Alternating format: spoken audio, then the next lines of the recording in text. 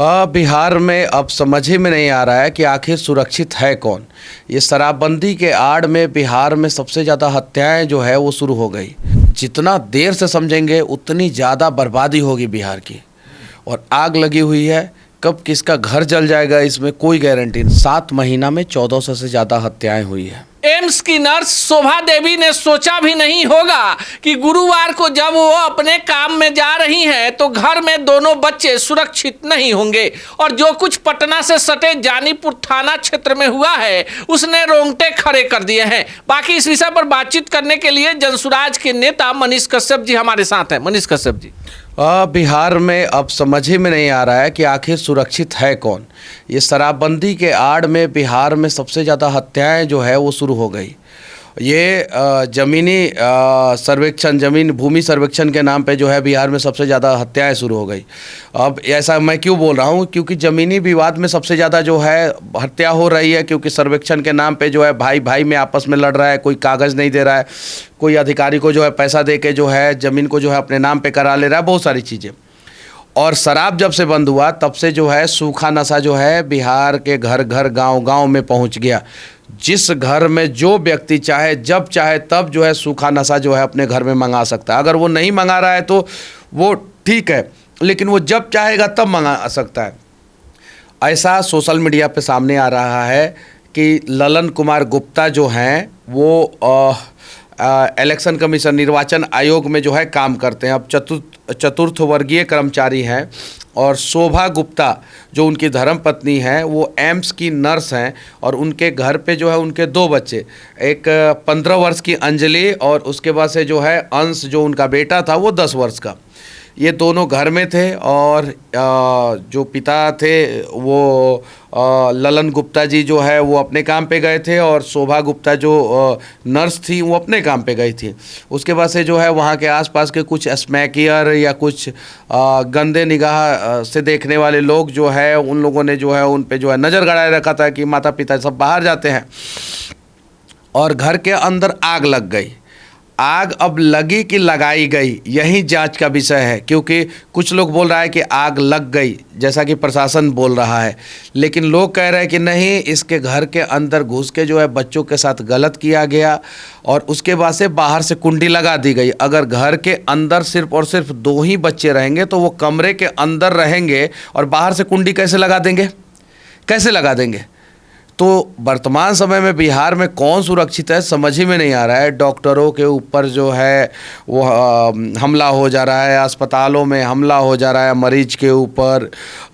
थाना के लोगों को जो है दौड़ा दौड़ा के पीटा जा रहा है। कल की घटना है रोहतास में जो है एक थाने के लोगों को जो है दौड़ा दौड़ा के स्थानीयों ने पीटा है।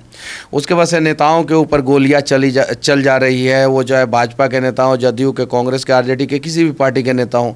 बिजनेसमैन की हत्याएं हो जा रही है यहाँ पे। बालू व्यापारियों की हत्याएं हो जा रही हैं, प्रॉपर्टी डीलर की हत्याएं हो जा रही हैं, शिक्षक की हत्याएं हो जा रही है, लड़कियों के साथ रेप हो जा रहा है। वो ई रिक्शा में अपना इलाज करा के आ रही हैं तो ई रिक्शा में रेप हो जा रहा है।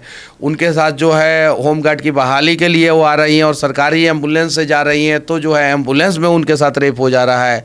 अब बिहार का पूरा कानून व्यवस्था जो है वर्तमान समय में राम भरोसे है।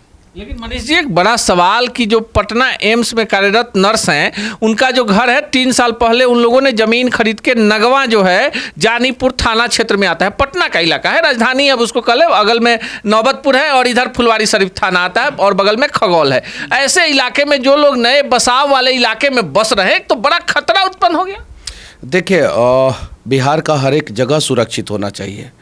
और नगवा जो है कोई मतलब कि बहुत ऑड एरिया नहीं है।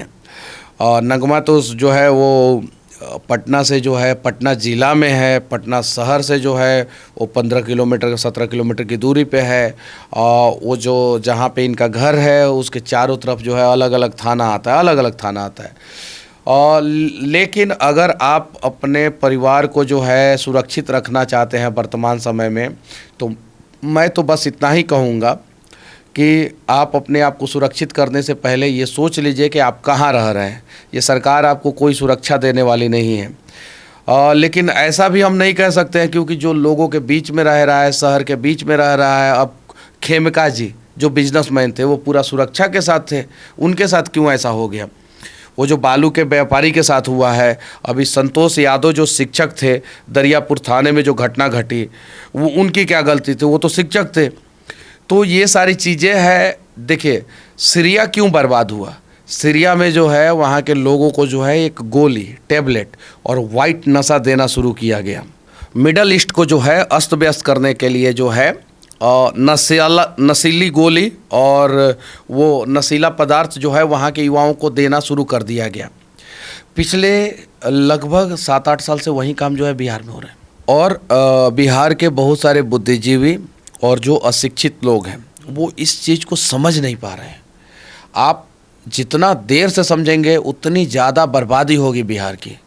और आग लगी हुई है, कब किसका घर जल जाएगा इसमें कोई गारंटी नहीं है। इसलिए मैं आप लोगों से कहना चाहता हूं कि नीतीश जी के हाथ से जो है अब बिहार निकल चुका है, भारतीय जनता पार्टी के हाथ से बिहार निकल चुका है। आरजेडी वालों ने किस प्रकार से बिहार को बर्बाद किया था वो बताने की ज़रूरत नहीं है। आप लोगों के पास इकलौता ऑप्शन जनसुराज है। आप लोग जो है जनसुराज को मौका दीजिए। यकीन मानिए, हम बिहार को जो है एक सुरक्षित घेरा में रखेंगे। हम बिहार को जो है विकसित बनाने का प्रयास करेंगे। लेकिन फिर सवाल बिहार की कानून व्यवस्था पर ही उत्पन्न हो जाती है। शायद ही कोई ऐसा दिन है जिस दिन बिहार में हत्या नहीं होती है, लूट नहीं होती है, मारपीट तो साधारण सी बात हो गई है।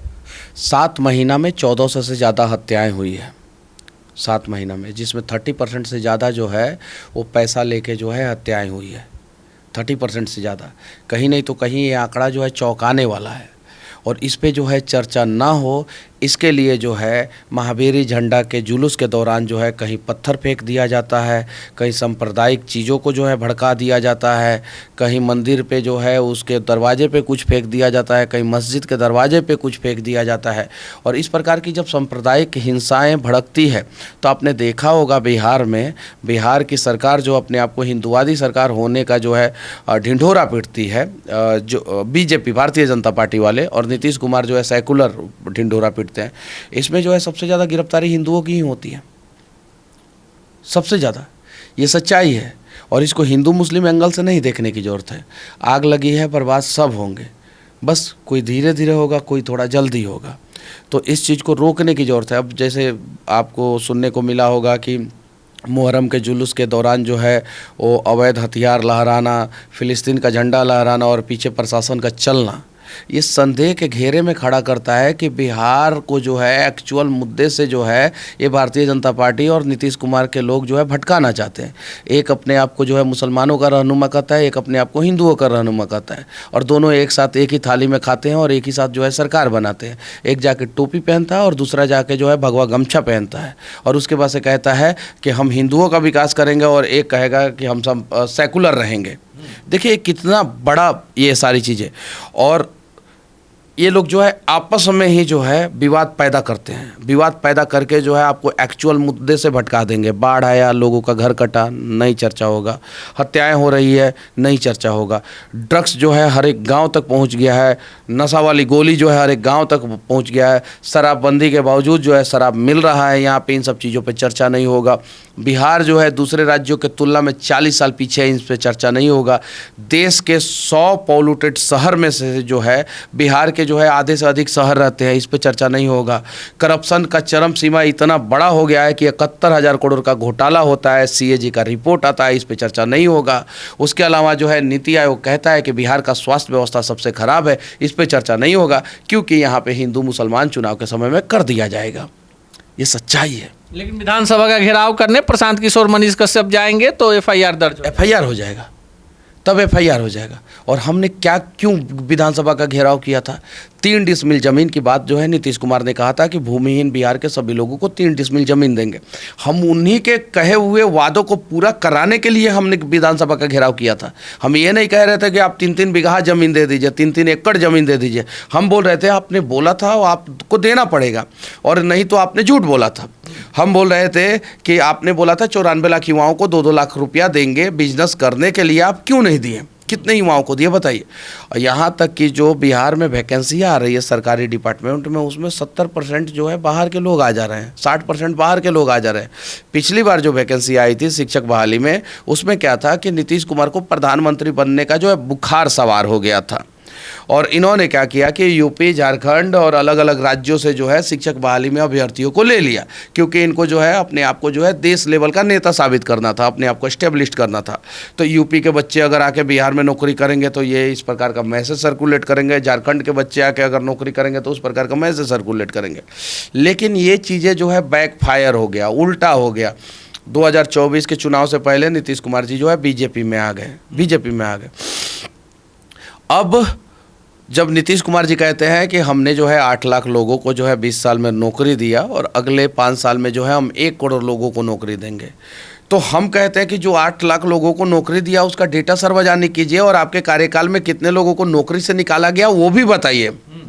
आप क्या करते हैं कि बेल्ट्रॉन के थ्रू जो है बहाली करते हैं और उसमें से आधे लोगों को जो है 11 महीना, 10 महीना, 9 महीना, 2 साल खटाते हैं और उनको हटा देते हैं। आप डेटा एंट्री ऑपरेटर को हटा देते हैं, आप मानव बल के थ्रू बहाली करते हैं और मानव बल वाले को हटा देते हैं। आप जो है वो अभियंताओं की बहाली करते हैं और उसके बाद 11 महीना बाद हटा देते हैं। तो आप जो है सिर्फ और सिर्फ डेटा दिखाने के लिए आज बहाली करते हैं, कल हटाते हैं, आज बहाली करते हैं, कल हटाते हैं। आप सार्वजनिक कीजिए आधार कार्ड के साथ, डिटेल्स के साथ कि आपने जो है पिछले 20 साल में कितने लोगों को नौकरी दिया, और साथ ही साथ आप ये सार्वजनिक कीजिए कि पिछले 20 साल में कितने लोग रिटायर्ड हुए। यहाँ तक कि नीति आयोग का रिपोर्ट है, CAG का रिपोर्ट है, स्वास्थ्य विभाग में आज भी जो है 49% वैकेंसियाँ खाली है, 49% डॉक्टर का सीट खाली है। बाकी वो टेक्निकल स्टाफ, जो OT ड्रेसर, OT टेक्नीशियन, ये सारी चीज़ें, और इनका तो पूरा का पूरा सिस्टम ही पूरा सीट ही खाली है।